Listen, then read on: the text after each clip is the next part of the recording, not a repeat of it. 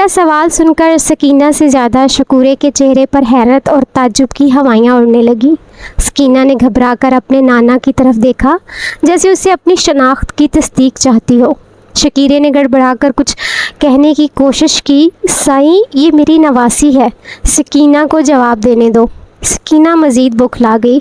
وہ جی، میں تو بس سکینہ ہوں۔ نہیں، تم وہ نہیں ہو جو نظر آتی ہو۔ ساری دنیا کو دعائیں دیتی پھرتی ہو، ان کے لیے رب سے مانگتی ہو، پھر خود کو اس جوگن کے بھیس میں کیوں ڈھال رکھا ہے؟ کیوں فقیرنی بنی پھرتی ہو؟ کیوں خود کو اور اپنے گھر والوں کی اس عذاب میں ڈال رکھا ہے؟ بولو، بولتی کیوں نہیں؟ شکورہ میرے غصے بھرے لہجے کو میرا جلال سمجھ کر ہاتھ جوڑ کر بیٹھ گیا۔ سکینہ بالکل روحانسی سی ہو گئی اور اس نے خود کو شکورے کی اوٹ میں چھپا لیا۔ پھر مجھے احساس ہوا کہ شاید غصے میں میرا لہجہ کچھ زیادہ ہی تلخ اور بلند ہو گیا ہے۔ یہ لڑکیاں نہ جانے کس ریشم کی بنی ہوئی ہوتی ہیں، لہجوں کی تیز دھار سے بھی کٹ جاتی ہیں۔ میں نے گہری سانس لی اور شکورے کو کہا کہ فی الحال وہ واپس اپنے گھر چلا جائے، جب ضرورت ہوئی تو میں خود اسے بلاؤں گا۔ شکورے کا دل وہاں سے اٹھ کر جانے کا نہیں تھا، مگر میرے لہجے کی سختی نے اسے بادل خواستہ اٹھنے پر مجبور کر دیا۔ سکینہ بھی چپ چاپ اس کے پیچھے چل دی۔ اس کی گھبراہٹ اور آنکھوں میں اٹھتے سوالوں سے ایک بات تو مجھ پر واضح ہو گئی تھی کہ خود اسے بھی اپنی ان دعاؤں کی قبولیت کے معجزے کا ابھی تک علم نہیں تھا۔ ساری بات مجھ پر دھیرے دھیرے کھلنے لگی تھی، جانے یہ اتفاق تھا یا میری تقدیر کا ایک اور مذاق۔ مگر سچ یہی تھا کہ خانوں والے پلیٹ فارم سے جہاں میرے ماتھے پر یہ جوگی سائیں کی مہر لگی تھی، ہر اس جگہ کے آس پاس سکینہ موجود رہی تھی، جہاں لوگ میری دعا کی قبولیت کے حصول کے لیے بھٹکتے رہتے تھے۔ اور آج تک ان سب جگہوں پر خانوں سمیت جس ضرورت مند کی دعا بھی قبول ہوئی، دراصل وہ سکینہ کی دعا کی بدولت ہی ممکن ہو سکا۔ قدرت یہ سب میرے کھاتے میں ڈالتی رہی اور سیدھے سادے لوگ میرے مرید بنتے چلے گئے۔ کسی کو بھی یہ پتہ نہیں چلا کہ ان کی یہ دعائیں نڈھال اور لاغر سی لڑکی کی سفارش کے بدلے قبولیت کا رنگ لاتی ہیں۔ اگلے ایک دو روز میں نے باتوں میں شکورے سے ان سب باتوں کی تصدیق بھی کر لی۔ خانوں کی بیوی اپنے ہمسایوں کے سامنے ہر لمحہ خانوں کی غریبی اور اپنی معاشی مشکلات کا رونا روتی رہتی تھی، اور خانوں کا بانڈ کھلنے سے پہلے بھی وہ کئی بار سکینہ کے سامنے اس خواہش کا اظہار کر چکی تھی کہ اگر خانوں کا بانڈ کھل جائے تو ان کے دن پھر جائیں گے۔ ٹھیک اسی طرح سارے گاؤں کو پتہ تھا کہ چودھری کو اولاد کی خواہش ہے، جیسے اس علاقے کے لوگ بارش کی تمنا میں نڈھال تھے۔ مگر یہ سب میرے ساتھ ہی کیوں ہوا؟ کتنا پریشان کیا تھا مجھے اس جوگی سائیں کے لقب نے۔ لوگوں کو سکینہ کی اصلیت کا پتہ کیوں نہیں چلا؟ لوگ تو درکنار خود سکینہ بھی اپنے آپ سے ناواقف نظر آتی تھی۔ ہمارے معاشرے میں لوگ ہمیشہ سائیوں، بابوں اور جوگیوں کو ہی اپنا آخری مسیحا کیوں سمجھتے ہیں؟ کوئی سائنٹ، کوئی جوگن یا بی بی ان کی نظروں میں دکھوں کی مسیحا کیوں ثابت نہیں ہوتی؟ سچ کہتے ہیں، یہ دنیا مرد نے اپنی جاگیر سمجھ رکھی ہے۔ کوئی رتبہ، کوئی عہدہ، کوئی نشست بھی تو خالی نہیں چھوڑی اس نے حوا کی بیٹی کے لیے۔ مگر ایک سوال خود میرے اندر بھی کسی سپولیے کی طرح کلبلا رہا تھا۔ سکینہ کو یہ اعزاز کب اور کیسے حاصل ہوا؟ کون سی ریاضت اسے اس مقام پر لے آئی تھی جس کی نقلی مہر اور شناخت نے مجھے علاقے بھر میں جوگی سائیں کے لقب سے مشہور کر رکھا تھا؟ اگلی شام علاقے سے خانہ بدوشوں کی ایک ٹولی کا گزر ہوا۔ انہوں نے میرے ڈیرے سے کچھ پرے اپنے خیمے گاڑ لیے اور شب بصری کے لیے آگ کا الاؤ روشن کر لیا۔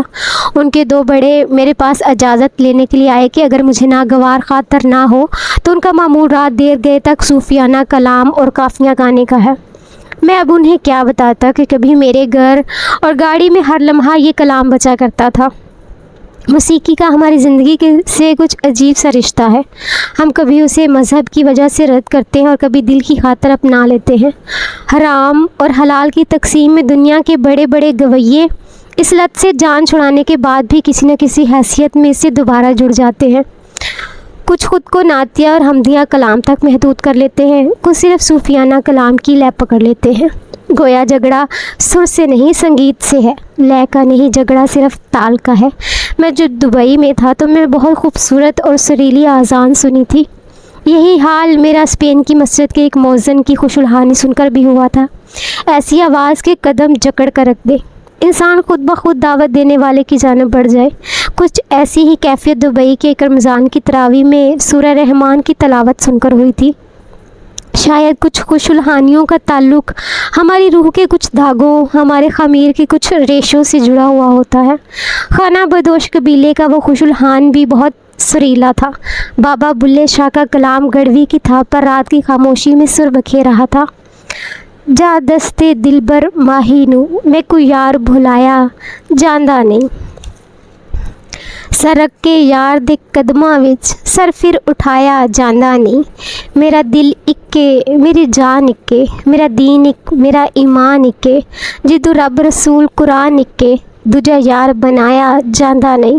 کسی نے کیا خوب کہا ہے کہ گھائل روح ہمیشہ سے جانتی ہے کہ اس کے رشتے زخموں کا مرہم کیا ہے۔ مسئلہ صرف دماغ کو منانے کا ہے۔ دل اور دماغ کی یہ ازلی جنگ ہم مجبور، کمزور اور بے بس انسانوں کو سدا دو حصوں میں تقسیم رکھتی ہے۔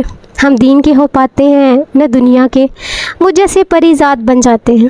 میں ایک بنجارا جس کے لیے نہ کبھی زمین مہربان رہی اور نہ آسماں، جانے کیا سوچ کر میری آنکھ سے آنسو ٹپک پڑے۔ تبھی میرے قریب سے ایک ملائم سی آواز ابھری، آپ رو رہے ہو سائیں جی؟ میں نے گھبرا کر اپنی آنکھیں پونچھ ڈالی۔ سکینہ جانے کب سے میرے قریب کچھ قدم کے فاصلے پر آ بیٹھی تھی۔ میں نے حیرت سے آس پاس نظر ڈالی۔ بستی کے بہت سے گھرانے خانہ بدوشوں کے جگراتے میں شریک ہونے کے لیے اپنے گھروں سے نکل آئے تھے۔ کچھ فاصلے پر مہردین اور شکورہ بھی بیٹھے سر دھنتے نظر آئے۔ ہاں، کچھ یاد کر کے آنکھ بھر آئی۔ تمہاری آنکھیں بھی تو ہر لمحہ چھلکنے کے لیے بےتاب رہتی ہیں۔ کیا غم ہے تمہیں؟ اگر کوئی حرج نہ سمجھو تو مجھے بتا سکتی ہو۔ سکینہ سر جھکائے بیٹھی رہی۔ شکورے نے اٹھ کر میری طرف آنے کی کوشش کی تو مہردین نے اسے ہاتھ پکڑ کر دوبارہ بٹھا دیا اور جانے اس کے کان میں کیا کہا۔ شاید مہردین بھی سمجھ گیا تھا کہ سکینہ کبھی اپنے نانا کے سامنے کھل کر زبان نہیں کھولے گی۔ سکینہ نے گھٹی گھٹی آواز میں کہا، کچھ نہیں ہوا ہے مجھے سائیں جی، میرے گھر والے تو بس ایسے ہی پریشان ہو رہے ہیں، خود ہی رول کھل کر ٹھیک ہو جاؤں گی، مجھے بھلا کیا ہونا ہے۔ میں نے غور سے اس کی طرف دیکھا، پھر ایک دم دنیا کیوں تیاگ دی تم نے؟ جوگن کیوں بن گئی ہو؟ سکینہ نے پل بھر کے لیے نظریں اٹھائی۔ جوگ تو آپ نے بھی لے رکھا ہے سائیں جی، آپ نے بھی کوئی روگ لگا رکھا ہے کیا؟ میں نے چونک کر سکینہ کی طرف دیکھا۔ اس نے ایک سوال میں ہی میرے سارے سوالوں کا جواب دے دیا تھا۔ میں بھی کتنا کم فہم اور نادان تھا، اتنے سامنے کی بات سمجھنے میں مجھے اتنی دیر لگ گئی تھی۔ دنیا کے ہر جوگ کے پیچھے یہی ایک محبت کا روگ ہی تو چھپا ہوا ہوتا ہے، یہی عشق کار فرما رہتا ہے ہر عذاب کے درپردہ، اسی پیار کے نشتر کی کاٹ کر زخم داغ ملتا ہے، ہر زخم کے پس منظر میں محبت ہمیں سائیں بنا دیتی ہے، جوگ بھی ڈال دیتی ہے، فقیر کے بحروب میں لا کھڑا کرتی ہے۔ سکینہ کی کہانی بھی اسی محبت کے مارے بد نصیبوں میں سے ایک کی داستان تھی۔ 3 سال پہلے جب وہ مکمل زندہ لڑکی تھی، اس کا دل بارش کی پہلی بوند کے ساتھ ہی جھولا ڈالنے کے لیے مچلنے لگتا تھا۔ ہوا کی سرگوشیاں جس کے دل کو گدگداتی تھیں، لمحہ بھر کے لیے ٹہرا بادل کا سایہ جسے دن بھر کے لیے خوش کر دیتا تھا۔ تب ایسے ہی ایک کالی رات جب اپنی سہیلیوں کے ساتھ برف بھری ٹوکریوں میں باغ سے آم پرا کر جمع کر رہی تھی، تبھی اس علاقے کے ایک گبرو سانول نے دیکھ لیا۔ سانول علاقے کے نمبردار کا پڑھا لکھا اور سلجھا ہوا بیٹا تھا، جو شہر کی یونیورسٹی سے MA لسانیات کی ڈگری لے کر آیا تھا، اور اسے ایک پہلی نظر نے ہی ان دونوں کا کام تمام کر دیا تھا۔ دنیا کتنی ترقی کر گئی ہے، چاند ستاروں پر کمر ڈالنے کی ضرورت نہیں رہی، کیونکہ وہاں انسان کے قدم پہنچ چکے ہیں، صدیوں کے فاصلے لمحوں میں طے ہونے لگے ہیں، ہر کسی کو ہر لمحہ ہر رابطہ میسر ہے۔ مشین ہماری زندگی پر حاوی ہو چکی ہے۔ محبت کی روایتی داستانوں کو لوگ گزرے دنوں کا قصہ کہتے ہیں۔ ہیر رانجھا، سسی پنو، سوہنی مہیوال اور شیریں اور فرحاد الف لیلا کی کہانیاں لگتی ہیں۔ محبت ڈیجیٹل ہونے لگی ہے۔ انسان عروج کی کتنی منزلیں طے کر چکا ہے، مگر یہ پہلی نظر، یہ آج بھی اپنے اندر وہی زمانے بھر کے عجائبات چھپائے بیٹھی ہے۔ کوئی سائنسدان آج تک اس پہلی نظر کے ڈنگ کا علاج نہیں ڈھونڈ پایا، کوئی تریاق دریافت نہیں ہوا نظر کے زہر کا آج تک۔ ہر خرابی کی جڑ یہی ایک پہلی نظر ہی تو ہے۔ نئے زمانے کے نئے لوگ لاکھ انکار کریں، لاکھ مذاق اڑائے، مگر سچ یہی ہے کہ محبت اور نظر کا چولی دامن کا ساتھ ہے۔ پھر چاہے یہ نظر کبھی بھی اور کسی بھی طور ہماری زندگیوں میں وارد ہو جائے۔ یہی معاملہ سکینہ اور سامل کے ساتھ بھی ہوا۔ دونوں ایک بار ملے اور پھر ملتے ہی گئے، مگر ظالم زمانے کو بھلا یہ ملاب کب بھاتا ہے۔ سماج صدا سے محبت کرنے والوں کا دشمن رہا ہے، سو یہاں بھی وہی ہوا۔ علاقے کے کسی بندے نے سکینہ کو سامل سے ملتے ہوئے دیکھ لیا، بات پھیل گئی۔ سامل باقاعدہ رشتہ لے کر اپنے گھر والوں سمیت سکینہ کے گھر جانا چاہتا تھا، مگر اس کے باپ نمبردار کی انا ایک مزارے کے گھر رشتہ لے جانے کے آڑے آ گئی۔ ویسے بھی علاقے کا پٹواری اپنی بیٹی رضیہ کو سامل کے سنگ رخصت کرنے کے خواب دیکھ رہا تھا، اور بھی نمبردار بھی پٹواری کے گھر رشتہ کرنے کا خواہاں تھا۔ رجو شکل و صورت میں بھی چندے آفتاب چندے مہتاب تھی، اور اس کے خوابوں میں بھی نہ جانے کب سے سامل بس رہا تھا۔ وہ تو اس کی یونیورسٹی کی چھٹیوں کی دعائیں مانگتی پھرتی تھی تاکہ اس کے دل نگر کا شہزادہ واپس گھر لوٹ سکے، مگر جب اسے پتہ چلا کہ سامل اور سکینہ کی کہانیاں ریاست پور کے گلی کوچوں میں پھیل رہی ہیں تو اس کے سینے پر بے یک وقت کئی سانپ لوٹ گئے۔ جانے یہ محبت کی کہانیاں اتنی جلدی سارے زمانے میں کیوں اور کیسے پھیل جاتی ہیں، ورنہ ہر دوسری آفت آ کے گزر بھی جائے ہم اس کی تباہی سے آخری وقت تک بے خبر رہتے ہیں۔ رضیہ، جسے لاڈ سے سارے گھر والے رجو کہتے تھے، اس لیے بھی بے چین تھی کہ اسے یقین تھا کہ بستی بھر میں صرف وہی ایک اس کے جوڑ کی ہے۔ اس کے حسن کے چاند کے سامنے بھلا کسی اور کے روپ کا چراغ کیا جلے گا، مگر اس نے جو سوچا تھا سب اس کے الٹ ہو رہا تھا۔ یہ معمولی سی کمی گھرانے کی سکینہ کہاں سے اس کے سپنوں کی تجوری پر ڈاکہ ڈالنے آ گئی تھی۔ رجو کا بس نہیں چلتا تھا کہ وہ کسی طرح سکینہ کے چہرے پر تیزاب پھینک کر اسے عمر بھر کے لیے داغدار کر دے۔ جانے علاقے کے سب سے وجیح نوجوان کو اس کے اندر کیا نظر آتا تھا۔ یہ رقیب بھی کتنے ظالم ہوتے ہیں، جانے دنیا میں محبت پہلے اتری تھی یا رقابت۔ رقیب ہر لمحہ اپنے حریف کی سانسیں بند کر دینے کی فکر میں گھومتا رہتا ہے۔ رجو کا بھی یہی حال تھا، اور پھر آخر کار اس کے دل کی مراد بار آئی۔ سامل کی ماں اور اس کے سامنے اپنا دوپٹہ ڈال دیا اور بہنوں نے اپنی چادریں پھیلا دیں کہ ان کی محبت اور ماں کی خاطر وہ رجو سے بیاہ کر لے، ہاں کر دے۔ دنیا میں چور اور ڈاکو دوسروں کے گھروں میں بڑے بڑے ڈاکے ڈالتے ہیں، مگر اس جہاں کا سب سے بڑا ڈاکہ یہ رشتوں کا ڈاکہ ہوتا ہے، جو ہمارے ماں باپ بہن بھائی اپنی محبتوں اور خدمتوں کی دہائی دے کر کسی اپنے ہی جہیتے کی محبت لوٹ کر مارتے ہیں۔ سامل بھی باپ کی ضد، ماں کے آنسو اور بہنوں کی آہوں کے سامنے آخر کار مجبور ہو گیا اور اسے اپنی ہی محبت کا خرمن جلا ڈالا۔ کہتے ہیں ریاست پور کی بڑی باراتوں میں سے ایک بارات تھی نمبردار کے بیٹے کی۔ سامل کی جنج کیا چڑھی، سکینہ کے دل کا دریا ہمیشہ کے لیے اتر گیا۔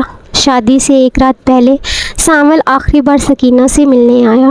اس نے سکینہ کو اپنے دل کی حالت بتائی اور اپنی مجبوریوں کی ساری داستان بیان کی کہ وہ اپنی ماں اور بہنوں کی محبت کا اتنا مقروض ہے کہ جسے سود کے طور پر ان دونوں کی اپنی محبت عمر بھر کے لیے گروی رکھنی پڑے گی۔ سکینہ چپ رہی۔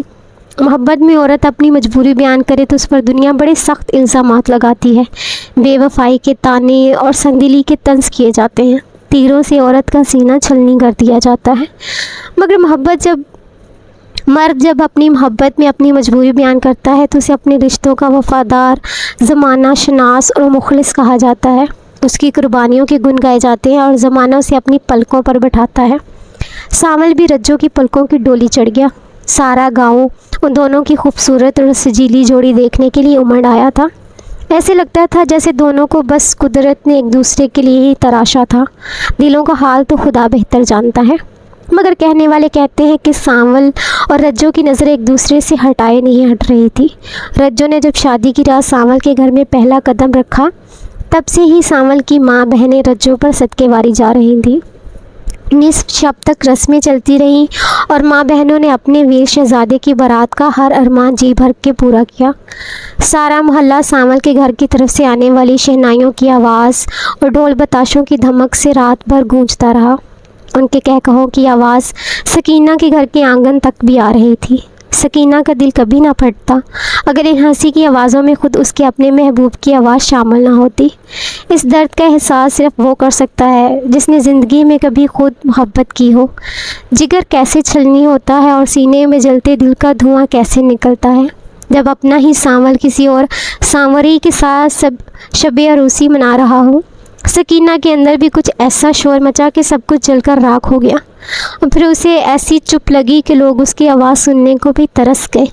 جسم کے اندر بہتا خون سوکھتا چلا گیا، ہونٹوں سے مسکان کا رشتہ کچھ ایسا ٹوٹا کہ وہ صدا کے لیے مسکرانا ہی بھول گئی۔ محبت جب انسان کی شریانوں اور بہتی نسوں میں خون کے ساتھ دوڑتی ہو، تب وہی محبت روٹھ جانے پر لہو کی روانی روک بھی دیتی ہے۔ خون صرف بہہ کر ہی خشک نہیں ہوتا، کبھی کبھی نسوں کے اندر بھی اپنا بہاؤ کھو بیٹھتا ہے۔ محبت کا مریض دن بہ دن لاغر اور کمزور ہوتا جاتا ہے۔ دنیا بھر کے طبیب اس کے مرض کی شناخت ڈھونڈنے میں لگے رہتے ہیں، مگر مرض کا سرا نہیں ملتا۔ مریض کا سوکھ کر کانٹا ہو جاتا ہے۔ یہ ظاہر پرست حکیم اور وید اس کھوج میں گھلتے رہتے ہیں کہ آخر بنا کوئی چوٹ لگے، بنا کسی بیماری کے اس مریض کا وزن دن بہ دن کم کیوں ہوتا جا رہا ہے، گالوں کی سرخی پلاہٹ میں کیوں بدل رہی ہے، جسم کی شادابی خشک ہوتے پتے کی طرح رخصت کیوں ہو رہی ہے۔ سکینہ کے ساتھ بھی یہی سب کچھ ہو رہا تھا۔ ابھی 3-4 ماہ کے اندر وہ ایک چلتی پھرتی لاش بن گئی۔ اس کا محبوب اپنی نئی دنیا میں مگن تھا۔ ایک آدھ بار قصبے کے بازار یا کسی درگاہ مزار پر سکینہ کا سامنا ہوا بھی تو وہ نظریں چرا گیا، یا شاید وہ سکینہ کو پہچان ہی نہ پایا ہو۔ یہ تو وہ سکینہ تھی ہی نہیں جو کبھی اس کے دل کی رانی تھی۔ سکینہ بس سانول کو دیکھتی ہی رہ گئی اور وہ آگے بڑھ گیا۔ آج بھی کتنا بانکا اور سجیلا تھا اس کا محبوب، مگر رجو کو کسی نوکرانی کی زبانی اس ٹکراؤ کی خبر ملی تو وہ برداشت نہ کر پائی۔ اسے یوں محسوس ہوا جیسے سانول اب بھی چھپ چھپ کر سکینہ سے ملتا ہے۔ رقیب ہمیشہ رقیب ہی رہتا ہے۔ محبوب کا درجہ پانے کے بعد بھی اس کے اندر پلتے صدا کے شکوک و شبہات کبھی اس اعزاز کا حقدار نہیں بننے دیتے۔ رقیب نے چونکہ خود کسی کی محبت پر ڈاکہ مارا ہوتا ہے، اس لیے وہ ساری زندگی خود ایسی کسی چوری سے ڈرتا رہتا ہے۔ اس کی نیندیں اپنے خزانے کی حفاظت کی فکر میں اڑی رہتی ہیں۔ جلن اور حسد کے سانپ اسے ڈستے رہتے ہیں۔ رجو بھی کسی ایسی ہی تپش کا شکار تھی۔ وہ یہ بات نہیں بھولی تھی کہ کبھی سانول سکینہ پر مرتا تھا۔ دونوں کی محبت کی دنیا مثالیں دیا کرتی تھی۔ کون جانے کب سانول کے دل میں پھر سے اپنی پرانی محبوبہ کی محبت جاگ اٹھے۔ رجو سوچ سوچ کر ہلکان ہو گئی، تو پھر آخر کار اسے وہ خوفناک فیصلہ کرنا ہی پڑا جو صرف ایک رقیب ہی کر سکتا ہے، فنا کر دینے کا فیصلہ۔ جو محبت کرتے ہیں وہ خود کو فنا کر لیتے ہیں، اور جو رقیب ہوتے ہیں وہ دوسروں کو مار کر اپنی محبت کی بقا ڈھونڈتے ہیں۔ رجو نے علاقے کی نیاز کی رسم کے مطابق منو دودھ خرید کر ساری بستی میں تقسیم کروا دیا۔ البتہ اس بار میں بس ایک فرق تھا۔ سکینہ کے گھر جو دودھ کی مٹکی بھیجی گئی تھی، اس کے اندر علاقے کے سب سے زہریلے سانپ کا زہر حاصل کر کے چند بوندیں اس دودھ میں ملا دی گئی تھیں۔ سکینہ کی ماں نے پیتل کی مٹکی سے دودھ نکال کر کٹوری سکینہ کے سامنے رکھ دی۔